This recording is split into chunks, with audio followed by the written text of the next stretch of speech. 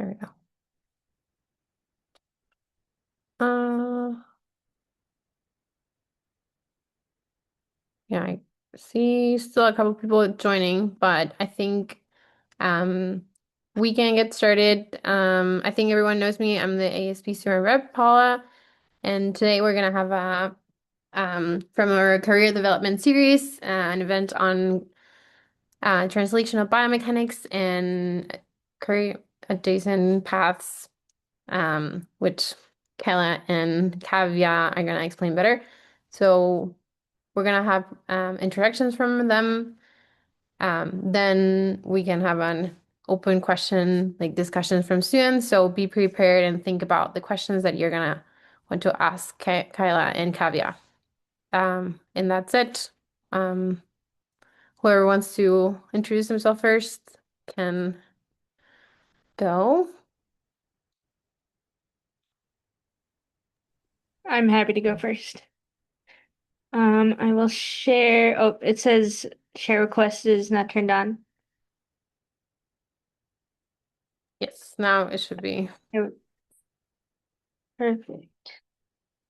So I just have a few slides to show some of the background that I'm talking about. Uh, so first off, hello everyone. My name is Kayla Pariser. I have a PhD in mechanical engineering, but have chosen a little bit of a career path less taken, let's say. It's not academia, it's not industry, but I view it kind of as a hybrid of the two that I have dubbed an academic adjacent career. So I want to share a little bit about my background, the training that I've been through, and then also kind of ways to get into this career and what specifically this career is. So my education, my path began at my first UD, the University of Dayton, where I earned a bachelor's in mechanical engineering with a minor in human movement biomechanics. At Dayton, I was really fortunate to get to do quite a bit of undergraduate research, working with Dr. Allison Kinney in the computational biomechanics lab. I then went to my second UD, the University of Delaware, where I completed a PhD in mechanical engineering with Dr. Jill Higginson, and my dissertation work combined both human subject and computational modeling to understand how to customize an adaptive treadmill for individuals post-stroke to promote paretic propulsion. And then finally, I went to Rice to work with Dr. BJ Fregley and his team in the development and dissemination of their new neuromusculoskeletal modeling pipeline. So I'll share in more detail a little bit about each of those different experiences, but ultimately each of those education opportunities have set me up for my current position where I am the project manager for the Institute for Engineering Driven Health. So that's kind of a mouthful, but the mission of the Institute is to accelerate and advance human health through the translation of research. So, as project manager, I develop and direct faculty, staff, and students to resources to educate and support their efforts in translation, whether that be through commercialization of a new device or communicating their discovery with clinicians. And I kind of feel like I serve as a keystone between the researcher and industry, researcher and clinical community, or researcher in the community to enhance the social impact of the research. So I talked about research translation, and before I get too far, I wanted to find kind of what pathways I see for translation. And these are by no means a complete summary of all the ways to translate research. But to me, research translation is what we can do to get our research outcomes out of the lab and beyond just our standard journal articles and conference presentations so that the outcomes can be used by others, whether that be in the clinic to improve decision making or as a device to help with rehabilitation. So the top three here listed are commercialization translation methods that are pretty familiar to most of us. But I also want to emphasize that there are other ways to translate your research. So that could be through policy, that could be through open source code. So submitting something to SimTK or using GitHub and sharing your code. clinical translation through clinical trials, consulting, and then also educational programming and training. So that could be leading an outreach activity that describes your research. So what I always want to know when I'm talking to someone about their career path is what experiences did you have that you believe set you up for success in that role? So I just want to share some experiences that I've had that I believe allowed me to start in this role and have success.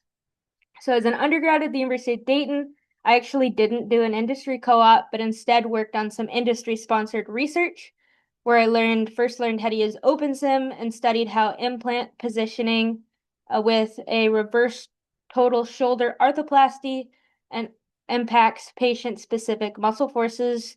And this project was in collaboration with Rehoboth Innovations and gave me the opportunity to experience academic research in collaboration with an external industry partner.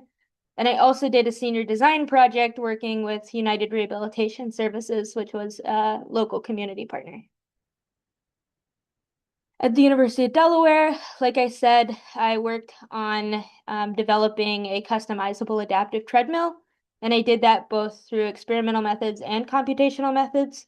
Experimentally, we've actually shared our adaptive treadmill code with multiple labs, I believe, including the lab at UNC, and then the code for the computational framework that I created, I've shared on SimTK. And then finally at Rice, really the main project that I was working on was the NMSM pipeline, and the whole goal there was to make a platform, a pipeline that could be used freely by academics and researchers across the world. And while I helped with some development, I was also helping to develop some educational tools to teach people outside of the lab how to use the pipeline. So as you know, most faculty become faculty and most of us as researchers become researchers because we really have a strong desire to impact society through our research, mentorship, and teaching. But faculty are really spread too thin and really don't have extensive or any training at all on how to translate their research beyond the journal publications and conference presentations. So this is where I come in as the project manager, and here are some of the roles that I have supported. So I support the researcher. So what does that mean? That means making sure they get to communicate with who they need to communicate with. I direct them to the resources they need. Perhaps I even help facilitate communication with an external partner.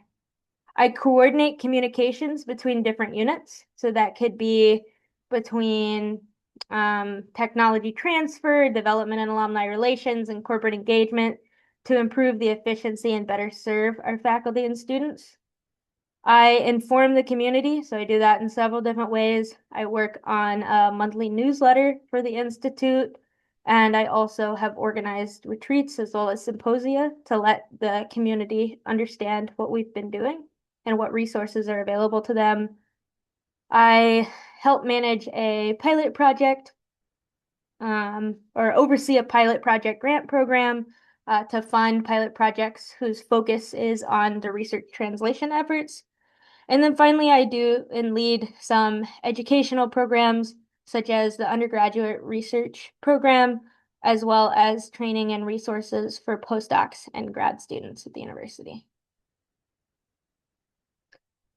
So I hope you can see the importance of these kinds of roles and that these academic adjacent professionals can really make a meaningful contribution all the way from discovery to impact. We can really support the faculty as well as the students who want to pursue these kinds of translation efforts that the faculty just don't have the time or the resources to do.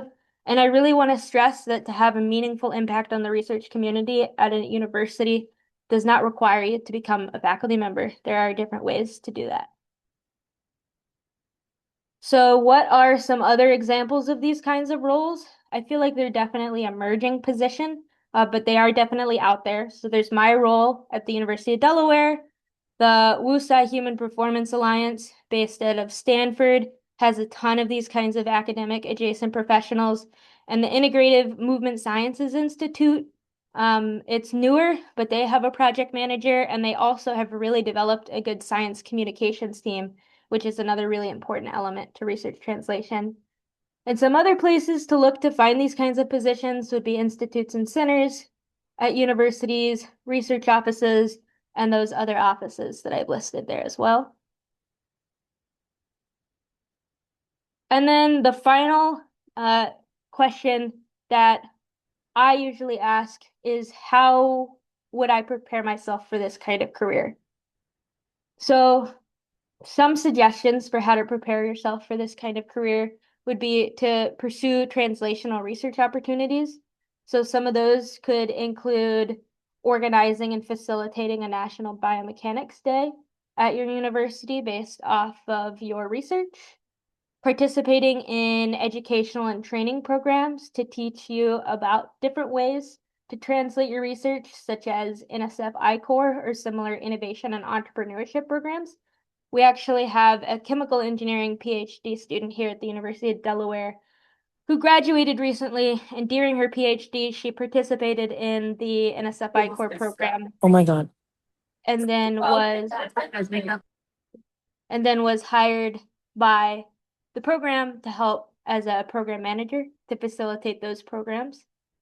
And other kind of communication opportunities would be to participate in things like Skype a Scientist, and then also, if you're able to, participate in industry or community-sponsored research. Other suggestions are to take volunteer leadership roles. So there's a lot of roles within different societies. For example, the International Women in Biomechanics. I serve as the partnerships team lead. In that role, I get to interact with industry partners as well as our community and foundation partners. And that has been really beneficial, not only for my professional development, but also for networking. Other ideas are your own student government departments, and then also the Student ASB Association, whether that be at your own university or the national group. And then finally, I know this is mentioned a lot, but networking is really valuable for these positions. It's definitely an emerging position, but there's not as many of them currently. But attending your student events, conferences, and workshops, and talking to as many folks as you can really can help set you up for success for these roles.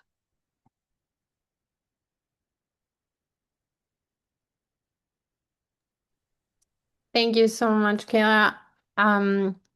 Since you mentioned ASB student, remember that ASB student rep elections are this year. So if you want to get experience in some of the points that Kayla highlighted, you can reach out to me and I can give you more information about what involves being student rep.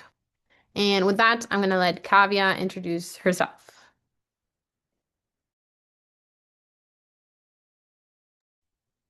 Hi, just give me a second to get these slides. Um,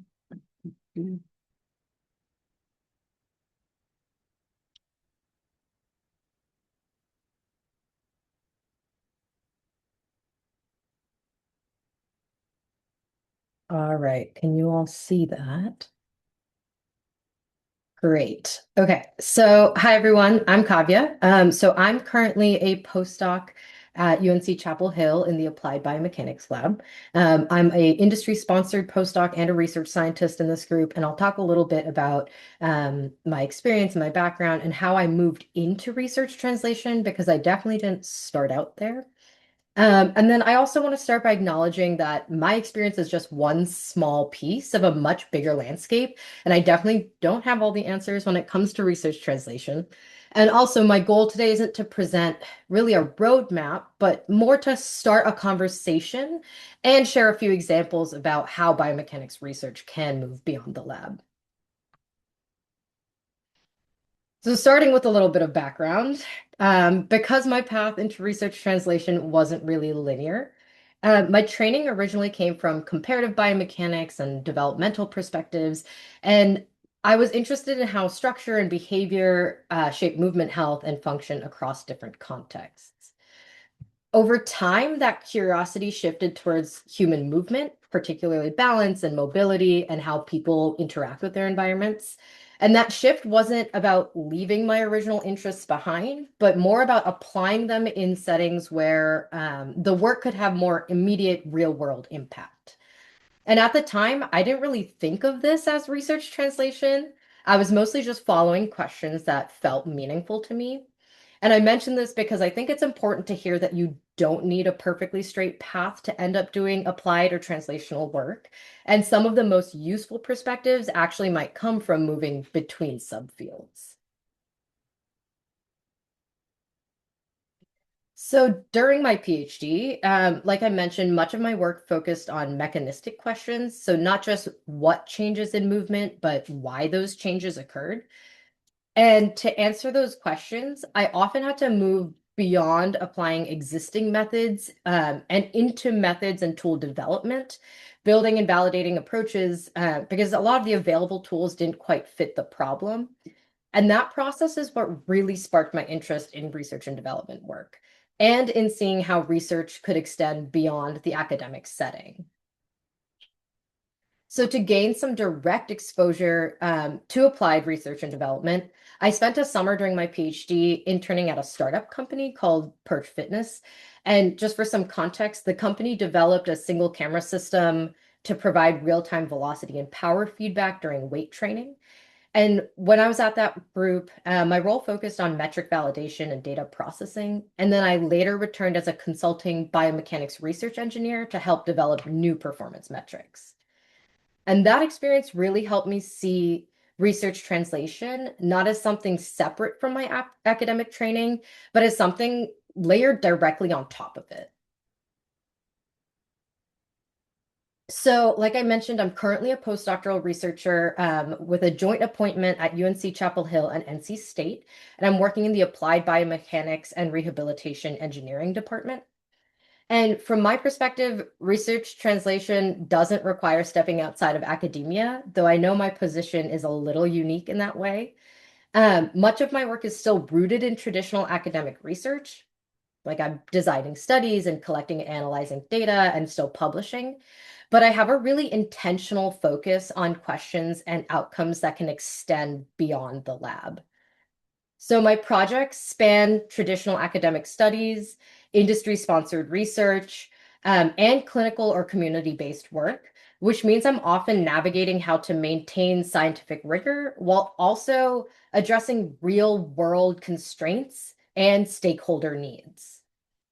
So this postdoc stage has been where my academic training and my interests in research translation really started to converge in practice.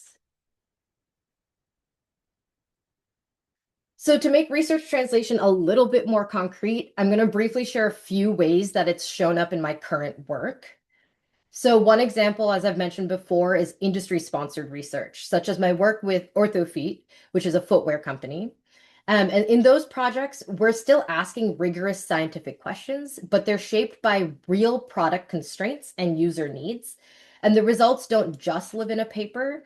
They also influence design decisions, they inform future product development, and they're sometimes communicated directly to consumers to support purchasing decisions. Another piece has been exposure to commercialization. So this is through programs like the NSF I-Corps, which Kayla mentioned, and through UNC's Venture Catalyst Fellowship. So this fellowship is run through UNC Chapel Hill's on-campus accelerator for research-based startups, and it provides senior PhD students and postdocs more formal hands-on training in research commercialization and entrepreneurship. And these experiences pushed me to think beyond whether something works scientifically and more towards whether it's feasible, scalable, and meaningful to people who actually use it. I've also been tangentially involved in early stage translational work with Veta, which is a health tech startup co-founded by my advisor and one of his colleagues.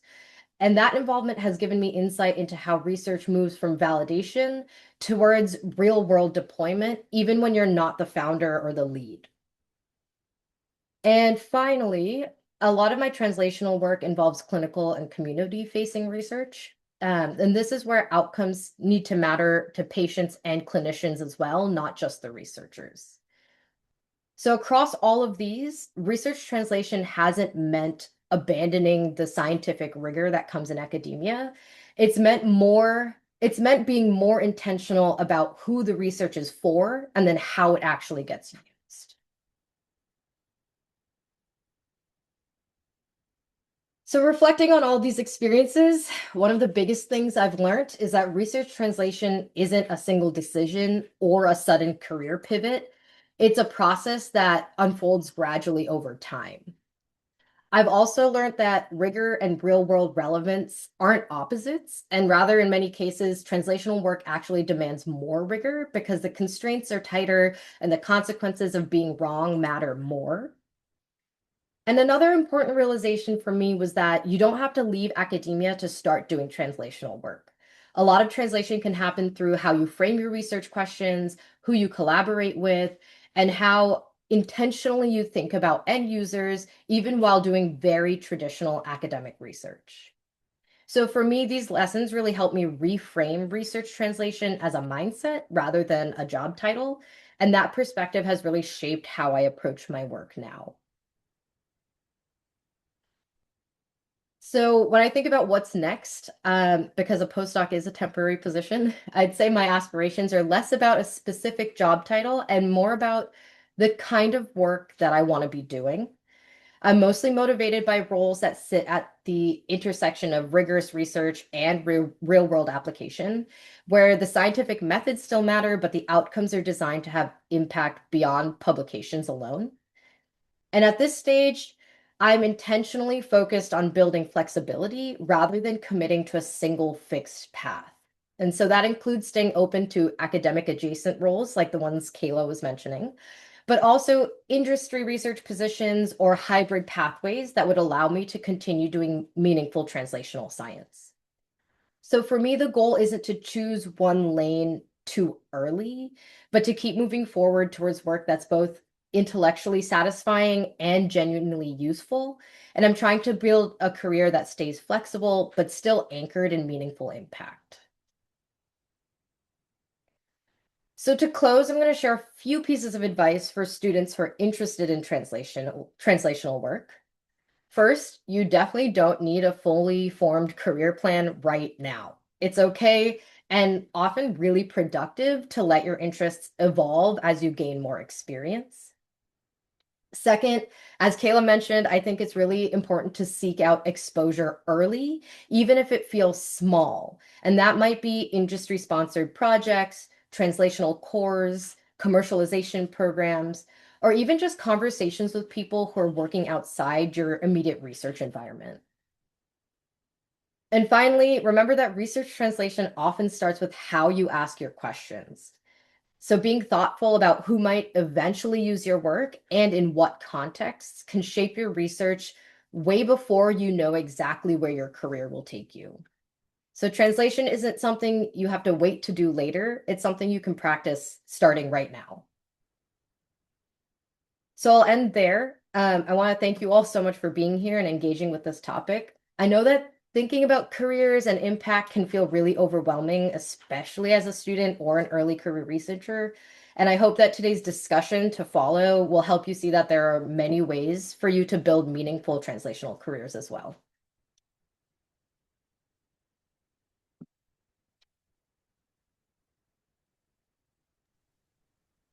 Thank you so much, Kavya. I'm gonna let students ask questions. You can drop them in the chat or just speak up while you think or decide to talk. I have a question for both of you. Um, what has been, what do you see one of the biggest challenges in um translating research? I think we all got from you both that it is very important. But where is do you think like investigators back up, like they are on the fence on that, or I don't know, something that could be like a challenge?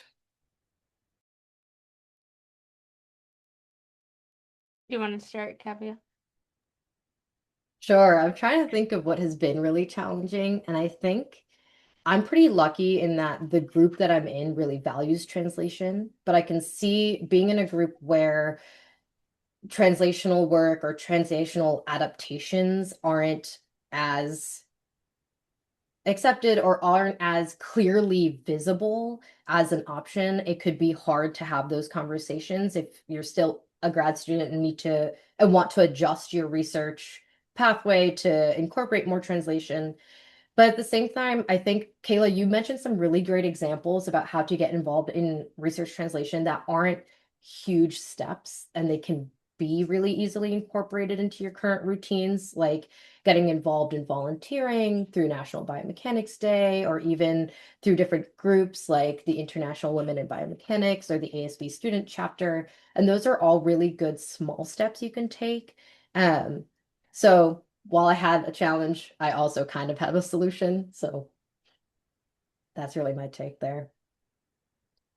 Yeah, similarly, what I've seen at the University of Delaware is a challenge with the culture shift in academia. So for such a long time, we've been focused on federal funding, federal grants, um, basic science research, which there's nothing wrong with that. We do need basic science research as well.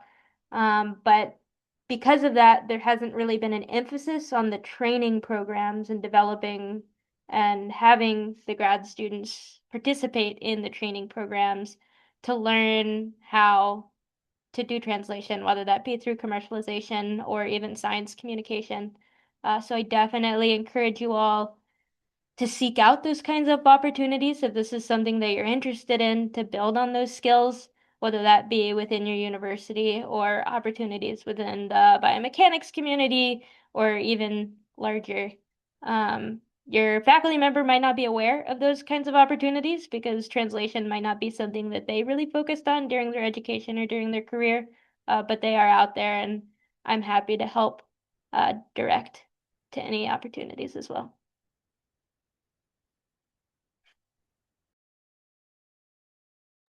That's both great answers. We have a question about when wanting to go into industry, how important is getting a postdoc? Was the first question.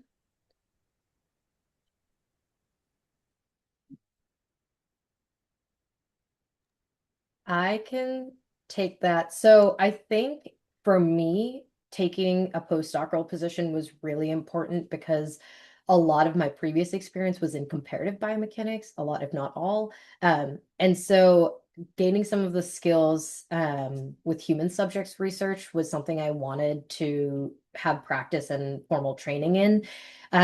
So in my case, I think getting that postdoctoral experience was really important in terms of gaining that experience, but then also in terms of a lot of the translational work and translational experience that I've had has come from my postdoc. So I didn't really have that access before. Um, so hopefully that was a good stepping stone towards my next career, next position, next job. Um, but I think it really varies from case to case and what your previous experiences are and what the industry positions you're looking at require as their background and experience. Yeah, I agree. I don't think there's a one size fits all model. I think it's the experiences you've had and the experiences that you want moving forward in your career. I know there are a lot of specific industry sponsored or a growing number of industry sponsored or research translation specific postdoc opportunities. So if that's something you're interested in, I would definitely recommend kind of seeking those out. For example, University of Delaware Institute for Engineering Driven Health has a postdoctoral program in which we have our postdocs go through a fellowship program similar to the one at North Carolina, that we actually had a student participate in that fellowship or a postdoc participate in that fellowship program. They had interviewed for an industry position.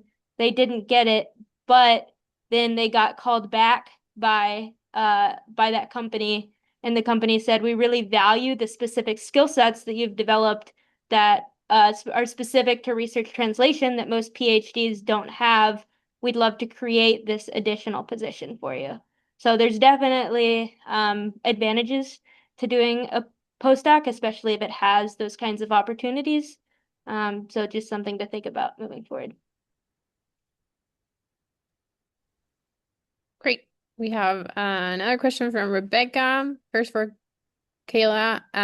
Do you work directly on projects at all, or is it more high level support? What is your favorite part of your job? Was the second part.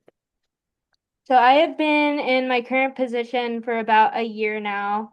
For the most part right now, I am providing high-level support to a lot of different projects, which I've really enjoyed getting to learn about a lot of different kinds of research that goes on in addition to the human movement rehabilitation research realm that I'm used to.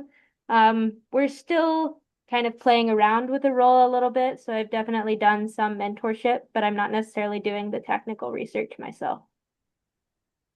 And then I forgot the second question.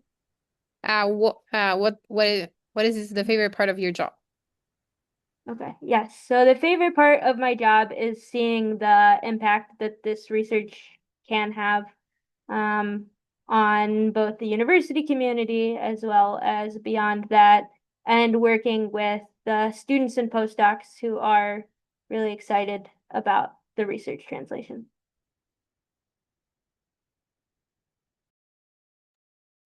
And we have a question specifically for Kavya. You mentioned the crossroad of intellectuality engaging research with application beyond publications. This is something I resonate with a lot. Do you have certain companies, organizations you have your eyes on that sit at that crossroads?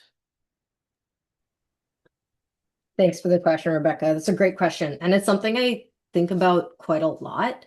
And like I mentioned during my presentation, I think for me, it's less about the specific company and more about the kind of organization that sits at that crossroads. Um, so I tend to be drawn to groups that value the rigorous research, but then also are structured to engage with the real world constraints that come with research translation. So whether that's through industry partnerships or clinical integration, or applied product development, I'm happy with any of them. But I think in biomechanics specifically, I found that organizations that are working in wearable sensing, footwear, rehabilitation technology, and kind of mobility focused health tech, they often sit at that crossroads space, especially when they maintain close ties to researchers and clinicians and end users. So there are a lot of companies that seem to be developing their research programs to maintain that scientific rigor and really kind of bolster their claims and their technology and their commercializations. So I think there are a lot of options in that space.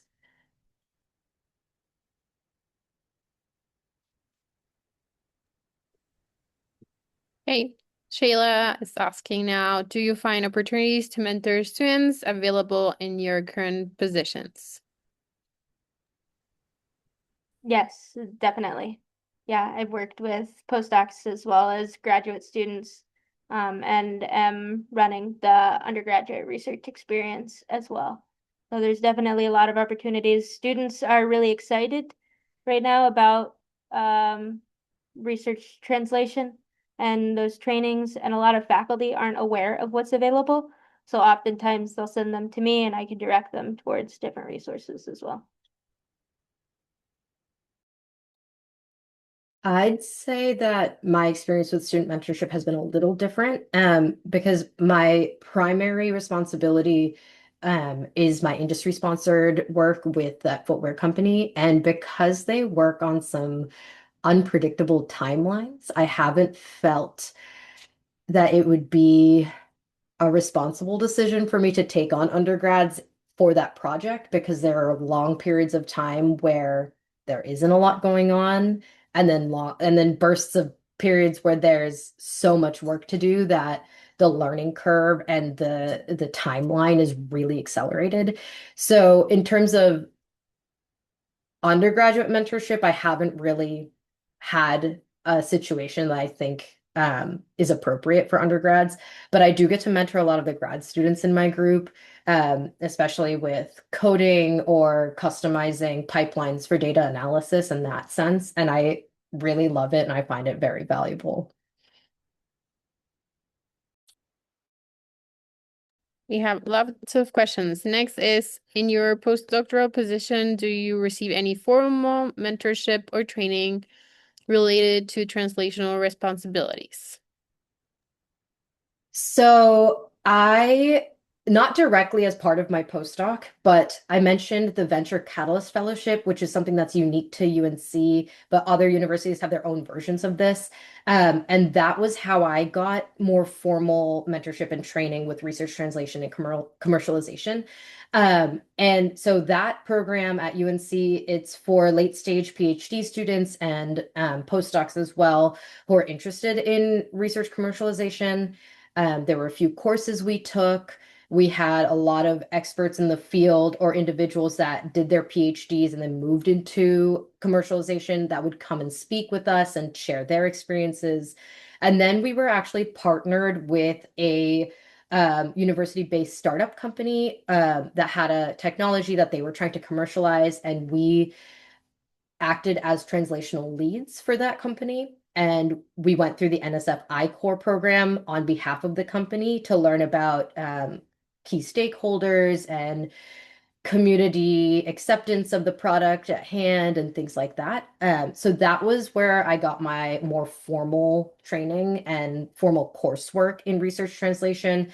And I definitely thought it was a really valuable experience. So if that's something that's available at your universities, I highly recommend checking it out because the types of training that I got through that program were not something I had access to at all during my graduate program. So if you have access and you're interested in research translation, I highly recommend pursuing those opportunities.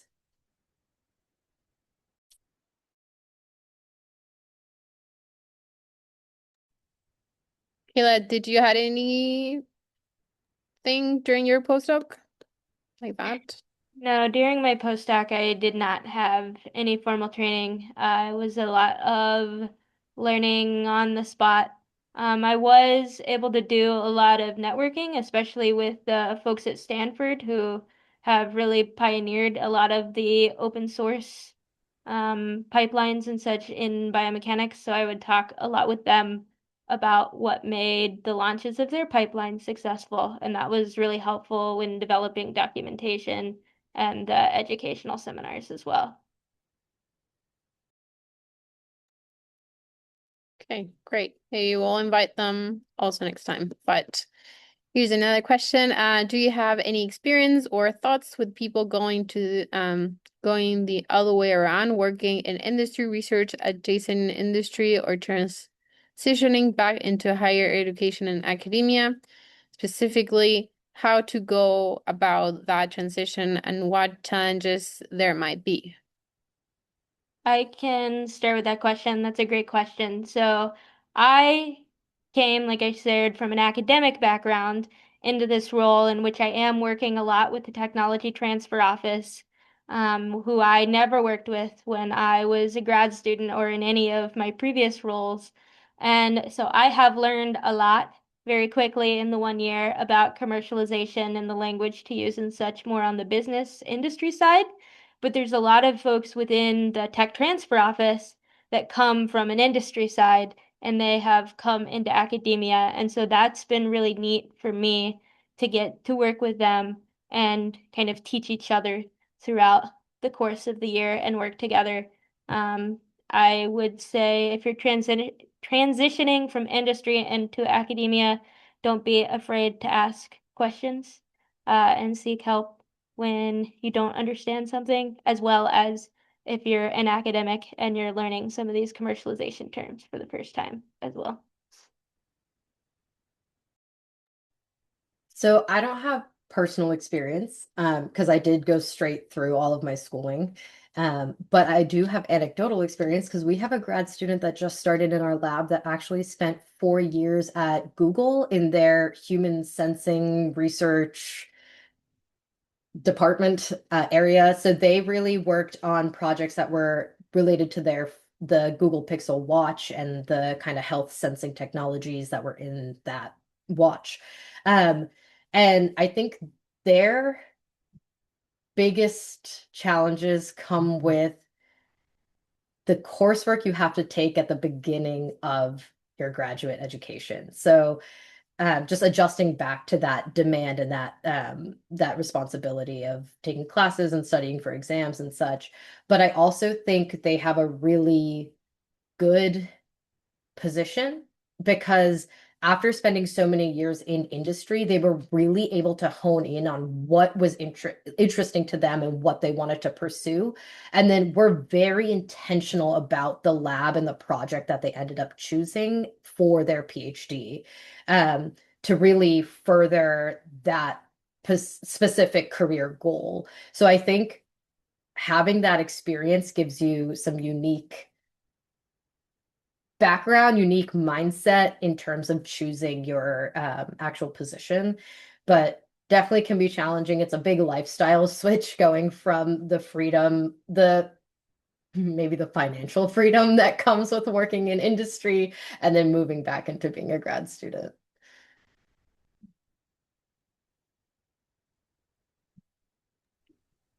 I guess that brings another question of both of you have interacted with people in industry. Um, what do you think will be some reasons that like in industry that would make someone be like, maybe I should go back and get my PhD, or um maybe someone that went to a PhD straight into industry and they were like, maybe I'll do a postdoc or something like that. I can continue speaking about this one grad student as, again, because I don't have personal experience in this, but for this individual, they were working kind of at like an entry-level researcher role where they were really in charge of data collections and kind of the grunt work, for lack of a better term, that comes with research, where you have to go in, bring in the participants, collect all the data, do data cleaning, but they weren't really involved in asking the questions and coming up with the study design or steering the research directions. And they really wanted to transition into more of that work and found that they needed more experience and more formal training in how to think about research and how to think about questions and how to run hypothesis-driven studies and things like that. So that's why this individual decided to come back to grad school. Um, but I'm sure it can be different for everyone based off your own experience.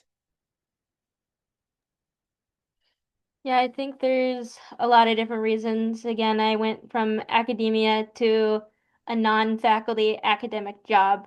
So I don't have uh, that exact kind of experience that the question was asking either. But I know for me, the reason I chose to pursue this position was, I will be honest, I definitely was experiencing some academic burnout towards the end of my PhD and postdoc.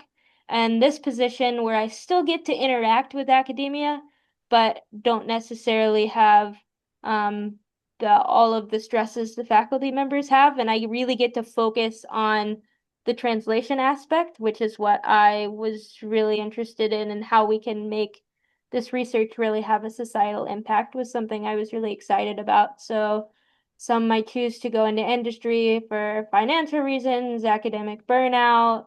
Maybe they did a co-op or an internship when they were in school and they really enjoyed it and want to pursue that. Maybe they think academic research is too slow paced and they want to have a little bit more of a quick impact. Those are definitely reasons to go into industry. Academia, oftentimes I hear I missed working with students, I miss the teaching. But there are still opportunities if you go into industry to potentially do adjunct teaching or be a mentor for a senior design project. So definitely don't feel like you have to choose one or the other path right now. Your skills that you develop during your PhD really set you up for success in a lot of different roles. And I also don't want you to feel like you have to go industry or academia, because there's a lot of options for you coming out of grad school, as well as these kinds of hybrid academic or adjacent positions that kind of cross over a couple different sectors. Thank you. That was a great answer. Until I get another question, I have another one. I feel like during a PhD, you don't get too much exposure to like money, like numbers, anything like that, unless your PI tells you like, oh, like our my PI goes to like, okay, we have this grant, this is this money, this goes to, but I feel like learning that will be helpful through a PhD, but yeah, it's not there usually. Do you think like when you get into translational research or when you work with labs and more industry, do you get more exposure to that or still not? Does that question make sense? I think so.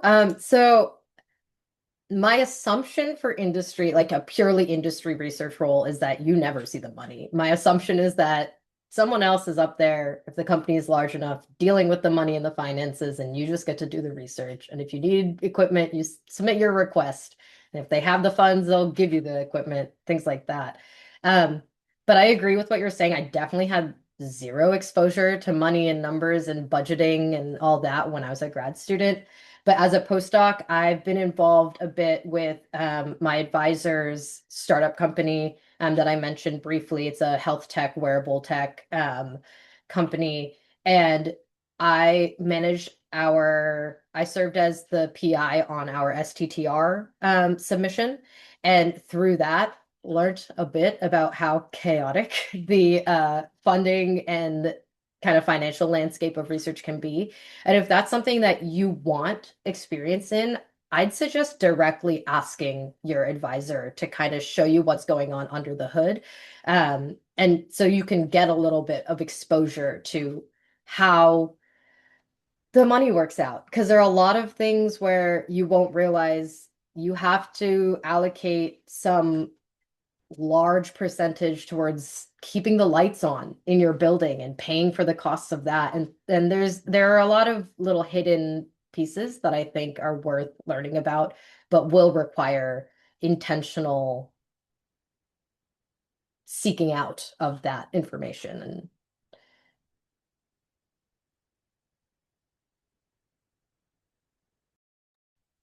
I don't have anything to add.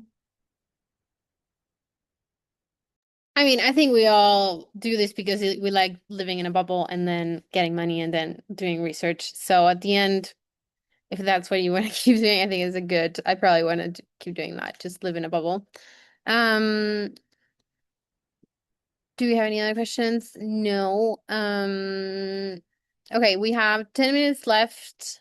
So maybe we can just do a wrap up on maybe some advices that you give to I'm gonna target this to PhD students that potentially want to have some like translation in the research, like some more specific tips.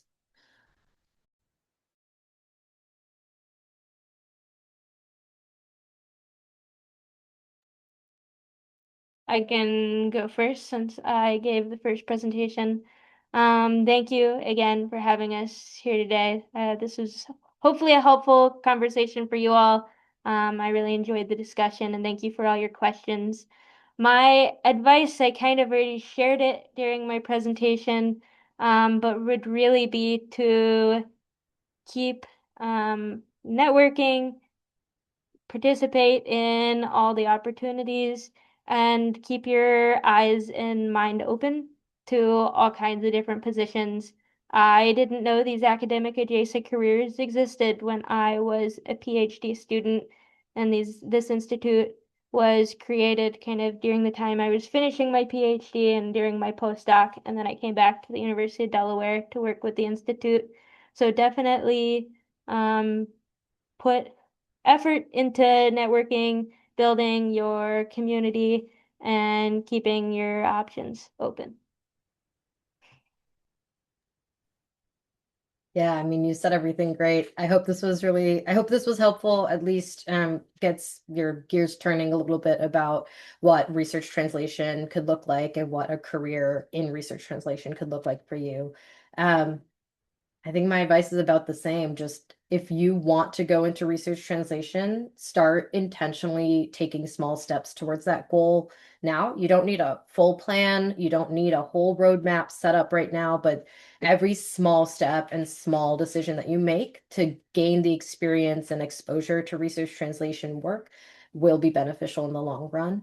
And then Kayla just dropped her email in the chat. I'm going to do the same. So if you have any questions and want to follow up with either of us, you're more than welcome to send us an email. Um, you're also welcome to contact me through LinkedIn, but I will say I'm more likely to respond to an email than I am to, or I'd be faster to responding to an email than a LinkedIn. Also, if you're attending World Congress of Biomechanics, they're doing a research translation symposium this year. So definitely check that out, and reach out to us and network at the conferences this summer too. Yeah, same here. Super excited to be going to that conference and excited to see everyone in person. Yeah.